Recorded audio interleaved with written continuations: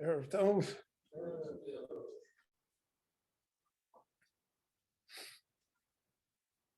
We are all familiar with the comment of Rashi at the beginning of the Parsha that Yesh Dorshim Lishvach v'Yesh Dorshim Lignai. That apparently from the beginning, there's a difference of opinion how to look at Noach. There are those that look at him Lishvach in a complimentary fashion. In other words, they take literally on an absolute scale what the Torah writes about him. Tzaddik Tomi Moya B'Dorosov, so Elohim Misalech Noach. They take that literally, and what can be greater than that? And then there's a Dorshim Lignai that look at him less favorably because they look at him on a relative scale. They don't look at Noach as being Noach himself, but who would Noach be in comparison with our father Avraham? And if he would be in the time of Avraham, Lo haya nechshav l'klum. He wouldn't be such a tzaddik, tomim, etc. So from the beginning, so to speak, we see that Chazal entertained two diametrically opposed views of Noach. And it's interesting to note that throughout the generations, till our time, these two different views of Noach persist. There are rabbis that make a living saying that Noach is not such a tzaddik. And there are those who defend him. Now, we have a haftorah this week from the Navi Yeshayahu. It's one of the few haftorahs that's repeated in the year. It's one of the haftorahs of the 7 weeks of comfort, the Shiva, the Nechemta, that occur after Tisha B'Av. And in this haftorah, the Navi says, Ki mei Noach zos li. It's like the waters of Noach. And then he repeats it, Babur mei Noach. So again, there's a difference of opinion. Why does he call it mei Noach? After all, Noach is not the cause for the Mabul. It should say Kimei HaMabul. Why is the Mabul named after Noach? So there's one opinion that events are always named after the survivor. If it wouldn't be for the survivor, then the event would not be remembered. And since Noach is the survivor, so the Navi entitles it Mei Noach.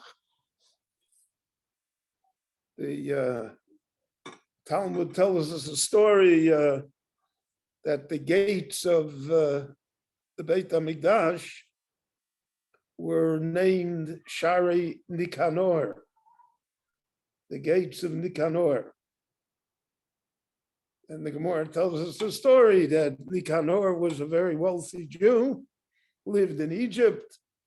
He wanted to make a donation to the Beit HaMikdash. He commissioned beautiful gates to be built.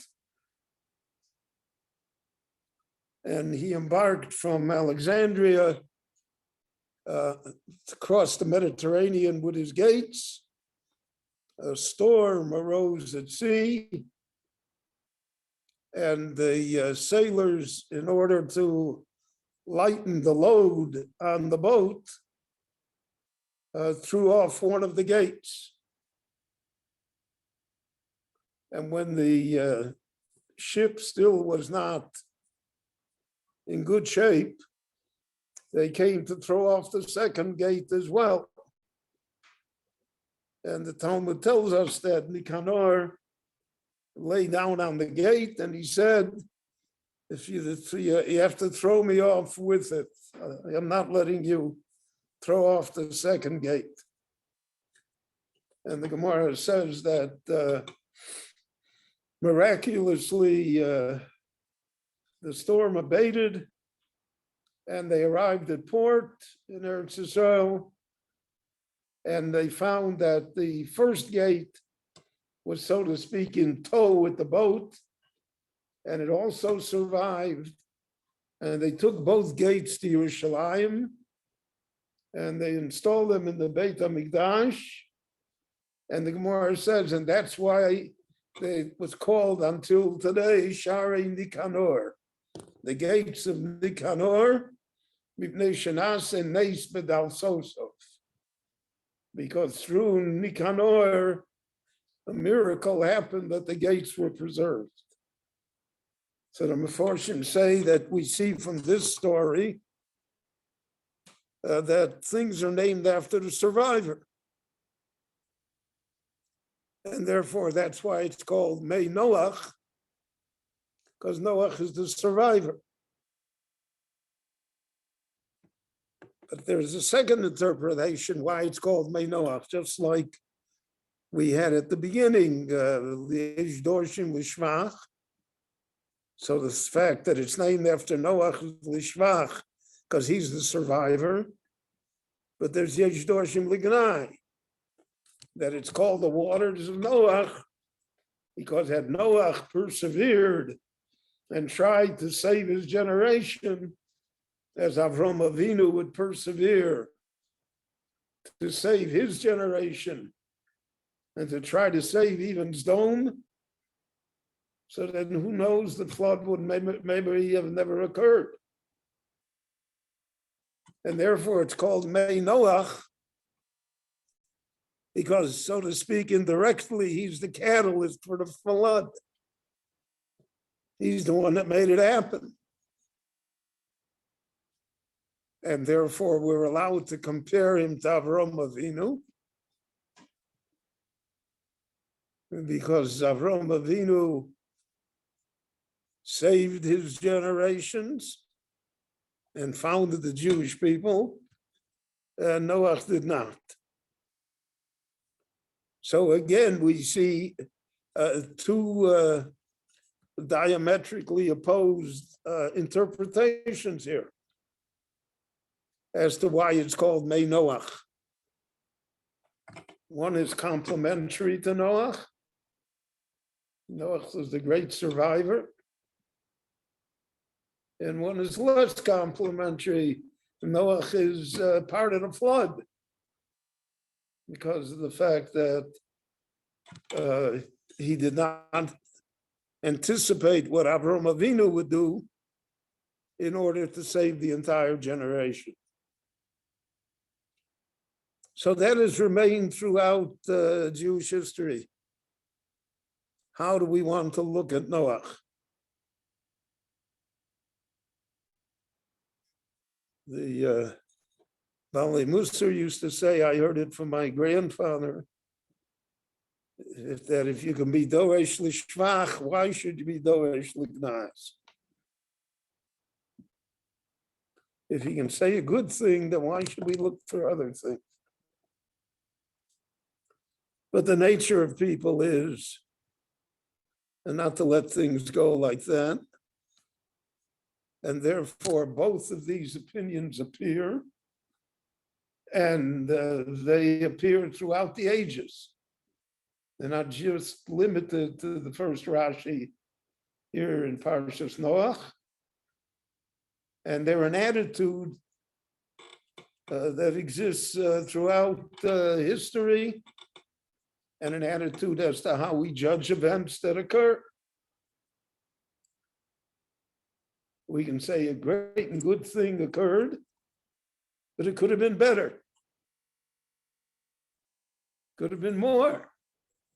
Why wasn't it more?